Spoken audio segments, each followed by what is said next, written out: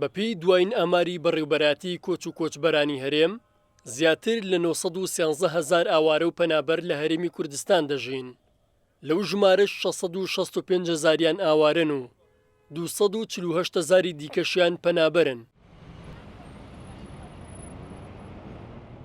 فەرمانگەی میدیا و زانیاری حکومەتی هەرێم ڕایگەیاند لە دوای کێشە و قەیرانەکانی سووریا و سەرهەڵدانی شەڕی داعش لە عێراق و سووریا، هەرێمی کوردستان بووە پەناگەی ژمارەی زۆر لە ئاوارە و پەنابەر. بەپێی دوایین ئاماری بەڕێوەبەراتی کۆچ و کۆچبەران لە وەزارەتی ناوخۆی هەرێم، لە ساڵی 2022دا ژمارەی ئاوارەکان بەگشتی لە هەرێمی کوردستان 664,798 کەس بووە.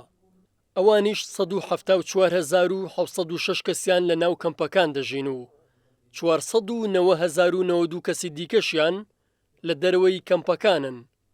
ئاماژەی بۆ ئەوەش کردووە لەو ئاوارانەی لە ناو کەمپەکان دەژین تەنها 102 کەسیان گەڕاونەتەوە بۆ زێدی خۆیان. لەگەڵ ئەوەشدا ژمارەی ئاوارەی نوێیان دووبارە هاتوو بۆ ناو کەمپەکان 230 کەس بووە. بەپێی ئامارەکەی بەڕێوەبەراتی کۆچ و کۆچبەران، لە ساڵی ڕابردوودا ژمارەی پەنابەران لە هەرێمی کوردستان 248,434 کەس بووە. لەو ژمارەش 93,966 کەسیان لە کەمپەکان دەژین و 154,468 پەنابەری دیکە لە دەرەوەی کەمپەکانن. ڕاشی گەیاندووە ساڵی ڕابردوو 376 پەنابەر گەڕاونەتەوە بۆ زێدی خۆیان و 482 کەسیش وەک پەنابەری نوێیان دووبارە هاتوو چوونەتەوە کەمپەکان.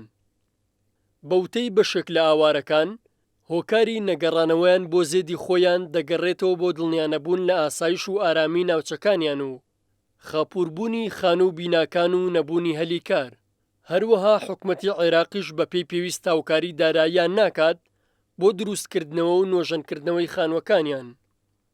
پەنابەرانی ڕۆژئاوای کوردستان و سووریاش بەشێکیان بەهۆی داگیرکردنی ناوچەکانیان لەلایەن تورکیا و گروپە چەکدارەکانی سەر بە تورکیا لە سووریا ناتوانن بگەڕێنەوە بۆ زێدی خۆیان و لەم وەرزی زستانەدا ژیانێکی سەخت لە ناو کەمپەکان بەڕێ دەکەن.